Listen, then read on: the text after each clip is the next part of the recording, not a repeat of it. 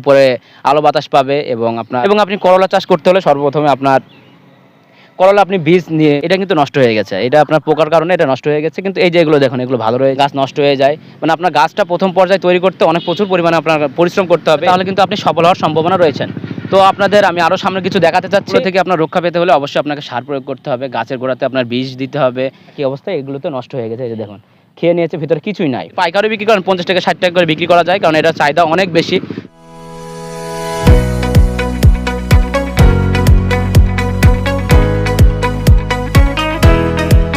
সকলকে জানাই চাষি তথ্য পেজ থেকে স্বাগতম। আমি আপনাদের আজকে একটা বিশেষ ফল বা বিশেষ জাতের সবজি নিয়ে আপনাদের সাথে আলোচনা করতে যাচ্ছি।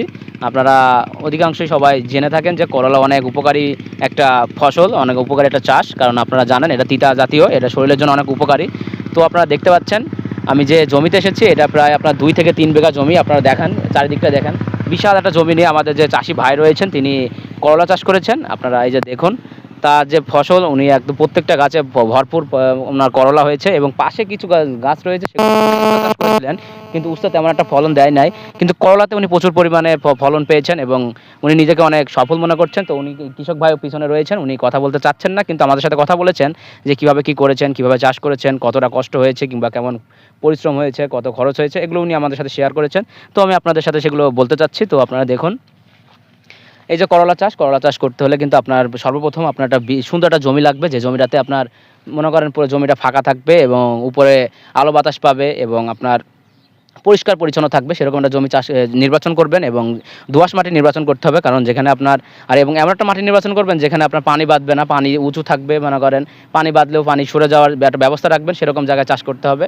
এবং আপনি করলা চাষ করতে হলে সর্বপ্রথমে আপনার করলা আপনি বীজ নিয়ে বীজ বপন করতে পারেন এবং আপনি যে চাইলে পারে মনে করেন গাছ মনে করেন বাসায় করছেন, চারাটা নিয়ে তারপর বাসায় থেকে সেখানে লাগাতে পারেন, কিংবা আপনি যদি নিজে থেকে এখানে বীজ বপন করেন, হয়তো 2-3টা লাগালেন, 2-3টা গাছ যদি হয়, তারপর আস্তে আস্তে আপনি এরকম একটা বাঁশ খুঁটি দিয়ে আপনার চারিদিক দিয়ে আপনি দড়ি টাঙাই দেবেন, তাহলে দেখবেন আপনার এখানে সুন্দরভাবে আপনি করলা চাষ করতে পারবেন।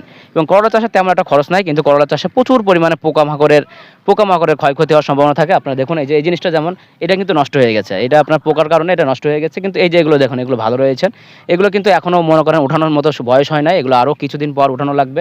কিন্তু এই যে দেখুন এইগুলো যে বয়স, এইগুলো কিন্তু উঠানোর মতো হয়ে গেছে, এগুলো মোটা হয়ে গেছে, এগুলো আপনি বিক্রি করতে পারবেন। এবং করলা অনেক অনেক দামি একটা চাষ, কারণ করলা চাষ করতে হলে কিন্তু আপনার প্রথম পর্যায়ে প্রচুর পরিমাণে খরচ করতে হবে, কারণ আপনার পোকামাকড়ের কারণে কিন্তু আপনার গাছ হবে না এবং গাছ বার হলেও ক্ষতি হয়, গাছে পোকা থাকে, গাছ নষ্ট হয়ে যায়। মানে আপনার গাছটা প্রথম পর্যায়ে তৈরি করতে অনেক প্রচুর পরিমাণে আপনার পরিশ্রম করতে হবে এবং ফলন ধরার পর আপনার প্রচুর পরিমাণে বীজ দিতে হবে, সার প্রয়োগ করতে হবে, এক কথায় আপনার প্রচুর পরিমাণে বীজ প্রয়োগ করতে হবে। আপনি যদি বীজ তেমন না দেন, আপনি প্রতিটা গাছ দেখুন যেরকম পরিমাণে আপনার করলা পেয়েছেন, করলা বেশিরভাগই কিন্তু নষ্ট হয়ে যাবে। তো এই জন্য আপনাকে প্রচুর পরিমাণে আপনার বীজ প্রয়োগ করতে হবে। আপনি দেখুন প্রতিটা গাছে কিন্তু আপনার করলা রয়েছে এবং বেশিরভাগ গাছে কিন্তু আপনার কিছু কিছু গাছ দেখবেন যে নষ্ট হয়ে গেছে। এগুলো নষ্ট হওয়ার কারণ হচ্ছে আপনার প্রচুর পরিমাণে বিষ প্রয়োগ করতে হবে, আর এটাই প্রচুর পরিমাণে জাপ পোকা, লাল পোকা, বিভিন্ন ধরনের পোকা রয়েছে, এগুলো পোকাতে আপনার ক্ষতি করে। তো এই জন্য আপনাদের আমি উদ্দেশ্যে বলবো, যদি করলা চাষ করেন অবশ্যই ভালো কোনো কৃষি অফিসারের কাছ থেকে পরামর্শ নেবেন, কিংবা যিনি চাষ করেছেন মেলাদিন যাবত এবং এখনও চাষ করছেন তাদের সাথে পরামর্শ নিয়ে আপনি চাষটা করবেন। এতে তাহলে আপনি কিন্তু উপকার হবেন, কারণ করলায় প্রচুর পরিমাণে আপনার পোকামাকড়ের ক্ষতি থাকে। এগুলো যদি আপনারা জানতে পারেন অগ্রিম, তাহলে কিন্তু আপনি এই চাষটা করতে হলে তার আপনি জানতে পারবেন এবং কেমন কী করতে হবে এই ব্যবস্থাটা গ্রহণ করতে পারবেন, তাহলে কিন্তু আপনার জন্য উপকার হবে। তো আপনাদের উদ্দেশ্যে আমি আরও কিছু দেখাতে চাচ্ছি। দেখুন এই যে গাছগুলো রয়েছে, গাছগুলো দেখলে আপনি বুঝতে পারবেন এই যে গাছ কিন্তু দেখে মনে হচ্ছে না যে গাছে তেমন কোনো কিছু হয়েছে, মানে তেমন কোনো পাতা রয়েছে, গাছটা তেমন একটা মানে পরিপুষ্ট সেরকম মনে হচ্ছে না, কিন্তু গাছটা থেকে আপনি কিন্তু প্রচুর পরিমাণে আপনি করলা পাচ্ছেন। গাছ দেখে কিন্তু আপনি কখনোই বুঝতে পারবেন না, দেখে মনে হবে যে কেবলমাত্র গাছটা শুরু হয়েছে, কিন্তু না, এই গাছটার বয়স আপনার আনুমানিক 2 থেকে 3 মাস হয়ে গেছে। আর এই যে আপনার এগুলো ধরা শুরু, এগুলো আরও 2বার থেকে 3বার উনি আমাদের বলেছেন যে আরও 2-3বার উনি ফসল উঠাইয়েছেন। এই যে এটা সর্বোচ্চ আর 2 থেকে 3 দিন পর উনি ফসলগুলো উঠাবেন। তো এই জাতীয় চাষ করতে হলে আপনার একটু সময় নিতে হবে, কারণ গাছটা হতে যতটুকু সময় লাগে তার চেয়ে ফলন হতে অনেক সময় লাগে, কারণ ফুল হয়, ফুল পড়ে যায়, নষ্ট হয়। তো এই জন্য আপনাদের উচিত আপনার হাতে সময় নিয়ে এই ধরনের চাষটা করবেন। আপনি দেখুন এই যে দেখুন প্রচুর পরিমাণে করলা ধরেছে, এই যে করলা দেখলে আপনার নিজেরই মনে করেন মন ভালো হয়ে যাবে, এমন কোনো জায়গা নেই যে করলা নাই, প্রতিটা জায়গাতে করলা, প্রতিটা গাছে গাছে করলা। এই জন্য এই ধরনের চাষ করতে হলে কিন্তু আপনার একটু হাতে সময় নেবেন, একটু পরিশ্রম করতে হবে, একটু খরচ করতে হবে, তাহলে কিন্তু আপনি সফল হওয়ার সম্ভাবনা রয়েছেন। তো আপনাদের আমি আরও সামনে কিছু দেখাতে চাচ্ছি।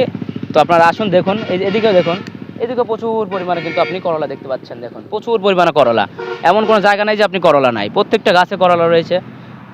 সব করা গাছে আপনি করলা দেখতে পাচ্ছেন, কিন্তু কিছু কিছু জায়গায় আপনি পোকার সম্ভাবনা দেখতে পাবেন। দেখুন আপনি আপনি যে প্রোডাক্টগুলো আমি সেগুলো দেখাচ্ছি, এই যে দেখুন, এই যে দেখুন নিচে এগুলো সব প্রোডাক্ট, এগুলো সবই কিন্তু পোকার কারণে নষ্ট হয়ে গেছে। এগুলো এগুলো উনি ফেলাই দিয়েছেন, এগুলো কোনো উপকার কোনো কাজ হবে না, এগুলো উনি কিছু করতেও পারবেন না। তো এইগুলো থেকে আপনার রক্ষা পেতে হলে আপনি একটু আসুন, কাছে আসুন।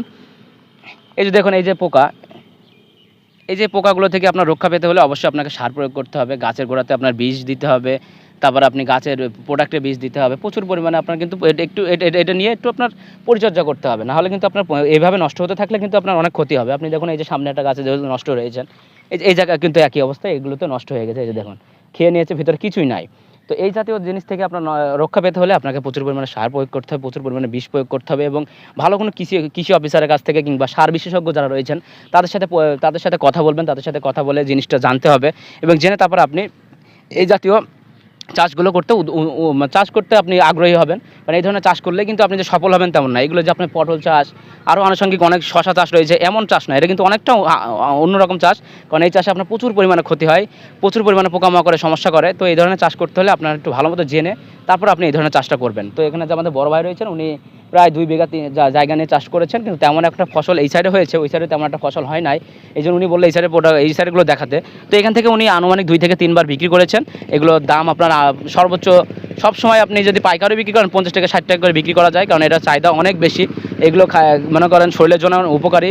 তো আপনি আপনাদের উদ্দেশ্যে বলবো, যদি কখনো চাষ করেন অবশ্যই কৃষি অফিসারের কাছ থেকে পরামর্শ নেবেন। তারপর আপনি সার বিষ কীভাবে দিতে হবে, কী পরিমাণ রোগ হওয়ার সম্ভাবনা থাকে, এগুলো জেনে নেবেন। এবং যিনি চাষ করেছেন তার কাছ থেকে জানতে চাবেন যে কীভাবে চাষ করলে ভালো হবে, কোন মাটি চাষ করবেন। এগুলো নিয়ে যখন আপনি সব কিছু জেনে চাষটা করবেন, আমি মনে করবো আপনি সফল হবেন। তো সকলকে উদ্দেশ্যে ধন্যবাদ জানাই যে ভিডিওটি দেখার জন্য, এবং ভিডিওটি যদি দেখে আপনার ভালো লাগে অবশ্যই লাইক করবেন, কমেন্ট করবেন, শেয়ার করবেন। এবং আপনাদের লাইক কমেন্ট শেয়ার থেকে আমি মনে করেন আরও আগ্রহী হবে যারা নতুন নতুন ভিডিও আপনাদের দেখানোর জন্য। এবং পরে কি ভিডিও দেখবেন সেটা আমি আপনার কমেন্টে জানাবেন, তাহলে আমি সেই বিষয় নিয়ে আপনাদের উদ্দেশ্যে ভিডিওটি করতে পারবো। সকলকে ধন্যবাদ।